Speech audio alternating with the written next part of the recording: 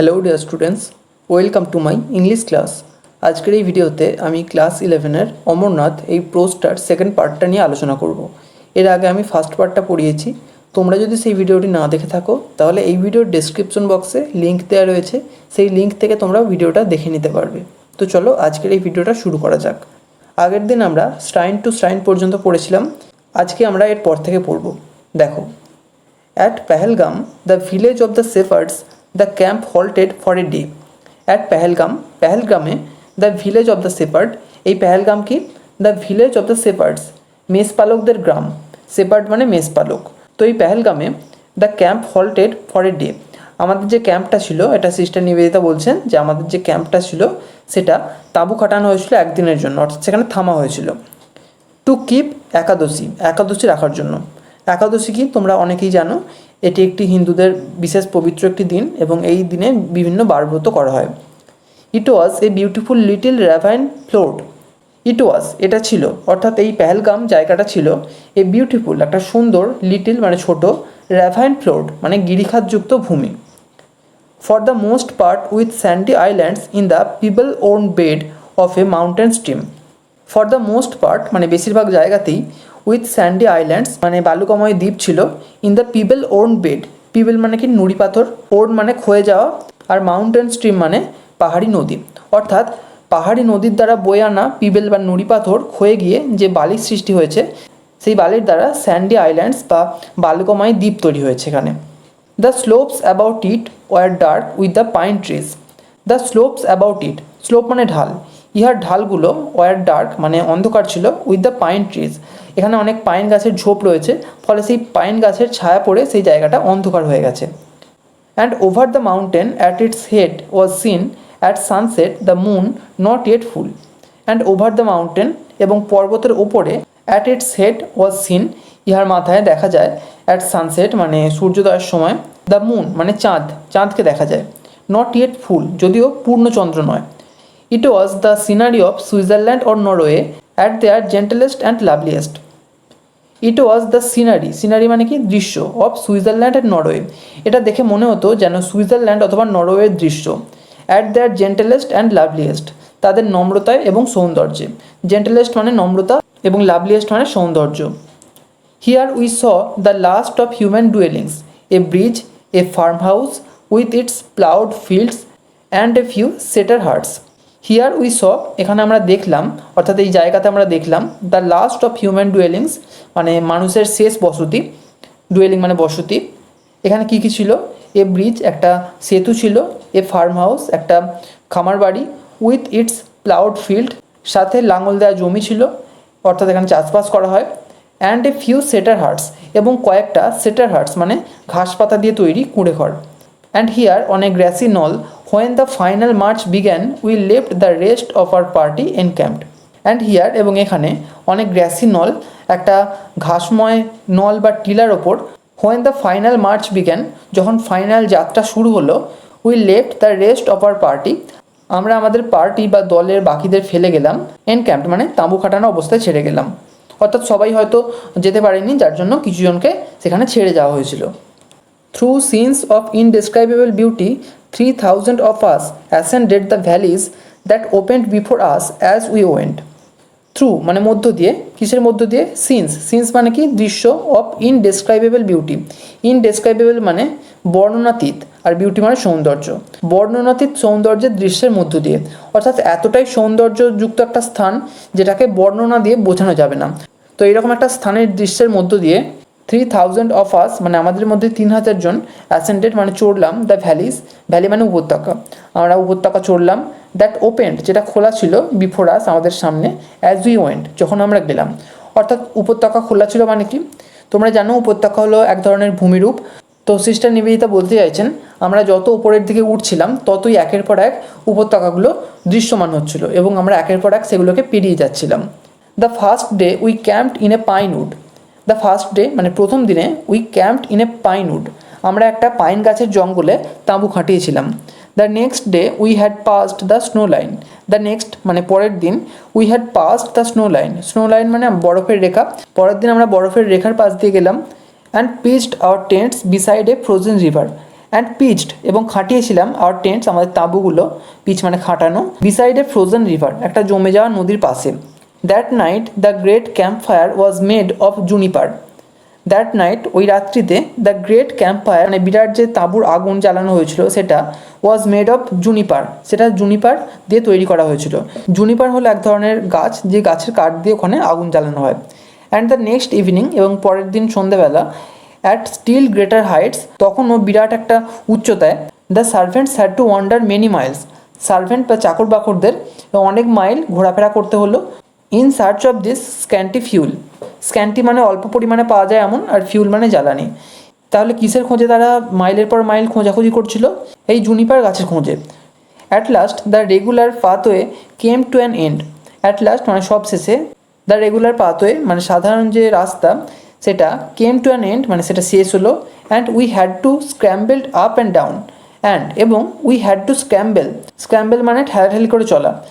And we had to scramble up and down এবং আমাদের ঠেলাঠেলি করে চলতে হলো অ্যালং গোট পাথস মানে ছাগলের রাস্তা বরাবর। অর্থাৎ আমরা আগেই জেনেছি যে এটা একটা মেষ পালকদের জায়গা, তো বিভিন্ন রকমের পশুপালন এখানে করা হয়।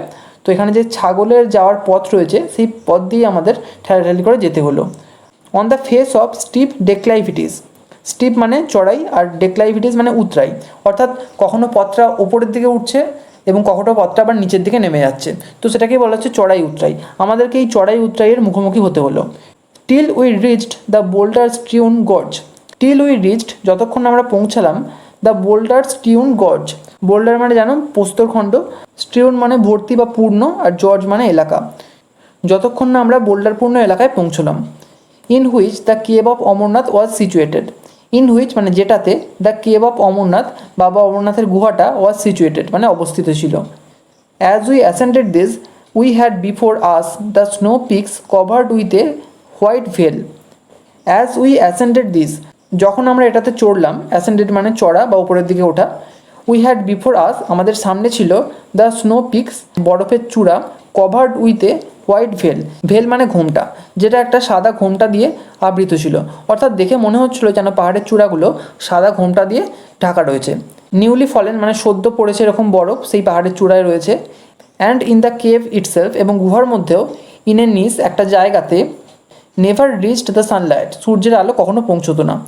সোন দ্য গ্রেট আইস লিঙ্গাম যেখানে সোন মানে চকচক করতো, দ্য গ্রেট আইস লিঙ্গাম সেই মহান শিবলিঙ্গ। দ্যাট মাস্ট হ্যাভ সিমড যেটা অবশ্যই মনে হয়েছিল টু দ্য অস্ট্রাক পিসেন্টস, অস্ট্রাক মানে হতবাক আর পিসেন্ট মানে চাষি, যেটা অবশ্যই মনে হয়েছিল সেই সব হতবাক চাষিদের কাছে হু ফার্স্ট কেম আপন ইট যারা প্রথমে এই শিবলিঙ্গের কাছে এসেছিল। Like the waiting presence of god তারা কি করছিল? ওয়েট করছিল, অপেক্ষা করছিল কিসের জন্য? প্রেজেন্স অফ গড ভগবানের উপস্থিতি টের পাওয়ার জন্য। দ্য স্বামী had observed every right of the pilgrimage as he came along. The স্বামী অর্থাৎ স্বামী বিবেকানন্দ হ্যাড অবজার্ভড পালন করেছিলেন এভরি রাইট প্রত্যেকটি আচার অফ দ্য পিলগ্রিমেজ ওই তীর্থযাত্রার। স্বামী বিবেকানন্দ যেহেতু একটা ধর্মীয় তীর্থযাত্রায় গেছেন, তো সেখানে স্বাভাবিকভাবে কিছু ধর্মীয় আচার অনুষ্ঠান রীতিনীতি থাকবে, তো তিনি সেগুলো সবই পালন করেছিলেন। অ্যাজ হি কেম অ্যালং যখন তিনি এসেছিলেন, অর্থাৎ ওই অমরনাথে তিনি গিয়েছিলেন। He had told his beads kept fasts and bathed in the ice cold waters of the 5 streams in succession. He had told his beads তিনি জপমালা জপেছিলেন, বিডস মানে জপমালা। আর কি কি করেছিলেন তিনি? কেপ্ট ফাস্টস মানে উপবাস রেখেছিলেন, অ্যান্ড বাথড এবং স্নান করেছিলেন in the ice cold waters হিমশীতল জলে অফ 5 স্ট্রিমস 5টি নদীর, অর্থাৎ সেখানে 5টি নদীর জলে তিনি স্নান করেছিলেন। ইন সাকসেশন মানে পর্যায়ক্রমে, অর্থাৎ একের পর এক। Crossing the river gravels on our second day, crossing মানে অতিক্রম করে, the river gravels river gravel মানে নুড়ি সমৃদ্ধ নদী, তো সেই নুড়ি সমৃদ্ধ নদী তিনি পারাপার করেছিলেন অন আওয়ার সেকেন্ড ডে আমাদের দ্বিতীয় দিনে। And now as he entered the cave it seemed to him as if he saw Shiva made visible before him. And now এবং এখন as he entered the cave যখন তিনি গুহার মধ্যে প্রবেশ করলেন, ইট সিমড টু হিম তার মনে হয়েছিল as if he saw Shiba যেন তিনি শিব বা মহাদেবকে দেখতে পাচ্ছেন। মেড ভিজিবল বিফোর হিম যিনি তার সামনে দৃশ্যমান হয়েছেন। Amidst the buzzing, swarming noise of the pilgrim crowd and the overhead fluttering of the pigeons, he knelt and prostrated 2 or 3 times. অ্যামিডস্ট মানে মধ্যে, কিসের মধ্যে? দ্য বাজিং, বাজিং মানে গুনগুন শব্দ, গুনগুন শব্দের মধ্যে। কিসের এই গুনগুন শব্দ? সোয়ার্মিং নয়েজ মানে ঝাঁকে ঝাঁকে আসা শব্দ, কিসের শব্দ? অফ দ্য পিলগ্রিম ক্রাউড মানে তীর্থযাত্রীদের যে ভিড় ছিল তাদের মধ্যে থেকে সেই সমস্ত গুনগুন শব্দ ঝাঁকে ঝাঁকে ভেসে আসছে। And the overhead fluttering of the pigeons, pigeon মানে কি? পায়রা, আর ফ্লাটার মানে ডানা ঝাপটানো, এবং মাথার ওপরে পায়রাদের ডানা ঝাপটানোর শব্দ। এইসবের মাঝে হি অর্থাৎ স্বামী বিবেকানন্দ নেল্ট মানে হাঁটু গেড়ে বসেছিলেন, অ্যান্ড প্রস্ট্রেটেড এবং মাথা ঠেকিয়ে প্রণাম করেছিলেন 2 or 3 times, 2 থেকে 3 বার। আননোটিসড মানে অলক্ষণীয় ছিল এই বিষয়টা, অর্থাৎ কেউ এই বিষয়টা লক্ষ্য করেনি যে স্বামী বিবেকানন্দ কী করছেন। স্বাভাবিক, সবাই মিলে একটা গুহার মধ্যে গিয়ে যখন হঠাৎ করে অত বড় একটা বরফের শিবলিঙ্গ দেখছে তখন সবাই যেমন অবাক হয়ে যায় বা অভিভূত হয়ে যায়, সেইভাবে সেদিকেই তাকিয়ে রয়েছে, কেউ একে অপরের দিকে দেখছে না। কিন্তু সিস্টার নিবেদিতা স্বামীজিকে লক্ষ্য করেছিলেন। অ্যান্ড দেন এবং তারপর অ্যাফ্রেড মানে তিনি ভয় পেয়েছিলেন, অর্থাৎ স্বামী বিবেকানন্দ ভয় পেয়েছিলেন। কিসের ভয়? লেস্ট ইমোশনস মাইট ওভারকাম হিম, লেস্ট ইমোশনস মানে আরও বেশি আবেগ, মাইট ওভারকাম হিম তাকে আচ্ছন্ন করতে পারে। হি রোজ অ্যান্ড সাইলেন্টলি উইথড্রিউ, এরপর কি হলো? হি রোজ মানে তিনি উঠে পড়লেন, অ্যান্ড সাইলেন্টলি উইথড্রিউ এবং নিঃশব্দে সেখান থেকে বেরিয়ে গেলেন। He said afterwards that in these brief moments he had received from Shiva the gift of Amor, not to die. He said afterwards পরবর্তীকালে তিনি বলেছিলেন দ্যাট যে ইন দিস ব্রিফ মুমেন্টস মানে এই অল্প সময়ে he had received from Shiva তিনি শিব বা মহাদেবের কাছ থেকে পেয়েছিলেন, কি পেয়েছিলেন? দ্য গিফট অফ অমর, অমর বা অমরত্বের বর পেয়েছিলেন। নট টু ডাই মানে তিনি আর মরবেন না। আনটিল হি হিমসেলফ হ্যাড উইলড ইট, যতক্ষণ না তিনি নিজে থেকে মরার ইচ্ছে প্রকাশ করছেন ততক্ষণ তিনি অমর থাকবেন। In this way possibly was defeated or fulfilled that presentiment which had haunted him from childhood. In this way এইভাবেই পসিবলি মানে সম্ভবত, ওয়াজ ডিফিটেড মানে পরাজিত হয়েছিল, অর ফুলফিল্ড অথবা পূর্ণ হয়েছিল, দ্যাট প্রেজেন্টিমেন্ট মানে সেই পূর্বাভাস, প্রেজেন্টিমেন্ট মানে পূর্বাভাস, হুইচ হ্যাড হন্টেড হিম যেটা তাকে তাড়া করে বেরিয়েছে, ফ্রম চাইল্ডহুড শৈশবকাল থেকে। পূর্বাভাস বলতে কি? পূর্বাভাস হলো ভবিষ্যতে ঘটতে পারে এরকম কোনো ঘটনার আভাস, এটাকেই বলা হচ্ছে পূর্বাভাস। তো এরকম একটা পূর্বাভাস স্বামী বিবেকানন্দকে ছোটোবেলা থেকে তাড়া করে বেরিয়েছিল। সেই পূর্বাভাসটা হলো that he would meet with death মানে তার মৃত্যুর সঙ্গে সাক্ষাৎ হবে, ইন এ শিবা টেম্পল একটি শিবের মন্দিরে, অ্যামাঙ্গেস্ট দ্য মাউন্টেন্স পাহাড়ের মধ্যে। অর্থাৎ বর্তমানে তিনি একটি পাহাড়ি শিবা টেম্পল অমরনাথের মধ্যে রয়েছেন। সেই কারণে মনে হচ্ছে শৈশবকাল থেকে যে পূর্বাভাস তাকে তাড়া করে বেরিয়েছে সেটা হয় ডিফিটেড হয়ে গেছে মানে পরাজিত হয়ে গেছে, অর্থাৎ তিনি অমরত্ব লাভ করেছেন, নয়তো সেই পূর্বাভাসটা ফুলফিল হতে চলেছে মানে পূর্ণ হতে চলেছে। Outside the cave there was no Brahmanic exploitation of the helpless people. Outside the cave গুহার বাইরে দেয়ার ওয়াজ নো ব্রাহ্মণিক এক্সপ্লয়টেশন ব্রাহ্মণদের কোনো রকম জোর জুলুম ছিল না, অফ দ্য হেল্পলেস পিপল অসহায় মানুষদের ওপর। অর্থাৎ এমন অনেক ধর্মীয় তীর্থক্ষেত্র আছে যেখানে ব্রাহ্মণদের অনেক দাপট দেখা যায়, সেখানে তোমরা যদি যাও তাহলে দেখতে পাবে যে অনেক ব্রাহ্মণদের ধরতে হয়, ধরে গিয়ে তবে পুজো দিতে হয় এবং তারা একটা নির্দিষ্ট পরিমাণ টাকা ডিমান্ড করে। কিন্তু এখানে সেই রকম কোনো জোর জুলুম ব্রাহ্মণদের তরফ থেকে নেই, সেটাই বলা হচ্ছে। Amarnath is remarkable for its simplicity and closeness two nature. Amarnath is remarkable, remarkable মানে উল্লেখযোগ্য। অমরনাথ হলো উল্লেখযোগ্য ফর ইটস সিম্পলিসিটি ইহার সরলতার জন্য, অ্যান্ড ক্লোজনেস টু নেচার এবং প্রকৃতির সঙ্গে ঘনিষ্ঠতার জন্য। But the pilgrimage culminates on the great day of Rakshabandhan. But কিন্তু দ্য পিলগ্রিমেজ কালমিনেটস মানে এই যে তীর্থযাত্রা সেটা শেষ হয় on the great day of Rakshabandhan, Rakshabandhan বা রাখি বন্ধনের মহান দিনে এটা শেষ হয়। And our wrists were tied with the red and yellow threads of that sacrament. And এবং আওয়ার রিস্টস মানে আমাদের হাতের কবজিগুলো ওয়ার টাইড বাঁধা হয়েছিল with the red and yellow threads লাল এবং হলুদ সুতো দিয়ে, থ্রেড মানে সুতো, অফ দ্যাট স্যাক্রামেন্ট সেই ধর্মীয় সংস্কারের। অর্থাৎ রাখি বন্ধন হলো একটি ধর্মীয় অনুষ্ঠান এবং অমরনাথে রাখি বন্ধনের সেই বিশেষ দিনে হাতে লাল এবং হলুদ সুতো বেঁধে দেওয়ার মাধ্যমে রাখি বন্ধন উৎসব পালন করা হয় এবং এই যে তীর্থযাত্রা অমরনাথে যাওয়ার সেটাও সেদিন শেষ করা হয়। Afterwards we rested and had a meal on some high boulders beside the stream before returning to our tents. Afterwards মানে পরবর্তীকালে উই রেস্টেড আমরা বিশ্রাম নিয়েছিলাম, অ্যান্ড হ্যাড এ মিল এবং খাবার খেয়েছিলাম, অন সাম হাই বোল্ডার্স মানে কিছু উঁচু বোল্ডার বা প্রস্তরখণ্ডের ওপরে, বিসাইড দ্য স্ট্রিম সেই নদীর পাশে, before returning to our tents আমাদের তাঁবুতে ফেরার আগে। The swami was full of the place, Swamiji ওই জায়গাটা নিয়ে মত্ত হয়েছিলেন। অর্থাৎ আমাদের এরকম হয়, আমরা যখন কোনো নতুন জায়গায় ঘুরতে বা বেড়াতে যাই তখন কয়েকটা দিন আমাদের বাড়ি ঘরের কথা মাথায় থাকে না, আমাদের দৈনন্দিন জীবনের কথা মাথায় থাকে না, সেই জায়গাটা নিয়ে আমরা মেতে উঠি। তো স্বামীজির ক্ষেত্রেও সেরকমটাই হয়েছিল। He felt that he had never been to anything so beautiful. He felt that তিনি অনুভব করেছিলেন যে হি হ্যাড নেভার বিন তিনি কখনো আসেননি টু এনিথিং সো বিউটিফুল এরকম একটা সুন্দর জায়গায়। হি স্যাট লং সাইলেন্ট তিনি দীর্ঘক্ষণ চুপ করে বসেছিলেন। দেন হি সেড ড্রিমিলি তারপর হি সেড ড্রিমিলি তিনি স্বপ্নাতুরভাবে বলেছিলেন। স্বপ্নাতুরভাবে মানে অনেক সময় আমাদের এরকম হয় যে আমরা হয়তো কোনো কিছু নিয়ে একটা ভাবছি, কোনো একটা স্বপ্নের মধ্যে বা কোনো একটা ভাবনার মধ্যে ঢুকে গেছি এবং সেই সময় আমাদের সঙ্গে কেউ কথা বলছে, আমরাও তার সঙ্গে কথা বলছি ঠিকই, কিন্তু আমাদের মনটা কিন্তু ওই স্বপ্নের মধ্যেই থাকে। তো এইরকম একটা অবস্থায় স্বামীজি স্বপ্নাতুরভাবে বলেছিলেন, কি বলেছিলেন, আই ক্যান ওয়েল ইমাজিন আমি বেশ কল্পনা করতে পারছি how this cave was first discovered কীভাবে এই গুহাটা প্রথম আবিষ্কার করা হয়েছিল। A party of shepherds one summer day must have lost their flocks. A party of shepherds মানে মেষপালকদের একটা দল, ওয়ান সামার ডে এক গ্রীষ্মের দিনে, মাস্ট হ্যাভ লস্ট দেয়ার ফ্লোকস অবশ্যই তাদের পশুর পালকে হারিয়ে ফেলেছিল, অ্যান্ড ওয়ান্ডার্ড ইন হিয়ার এবং এখানে ঘোরাফেরা করেছিল, ইন সার্চ অফ দেম তাদের খোঁজে।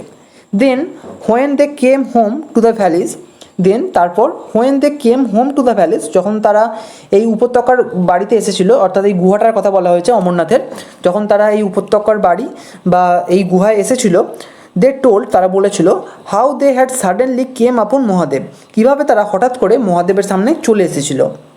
Of my master himself in any case A like story was true. Of my master himself আমার প্রভুরও, ইন এনি কেস যে কোনো ক্ষেত্রে, এ লাইক স্টোরি মানে এরকম একটা গল্প, ওয়াজ ট্রু মানে সত্যি। অর্থাৎ সিস্টার নিবেদিতা বলছেন আমার মাস্টার বা আমার প্রভু যিনি স্বামী বিবেকানন্দ তার জীবনেও এরকম একটা গল্প কিন্তু সত্যি।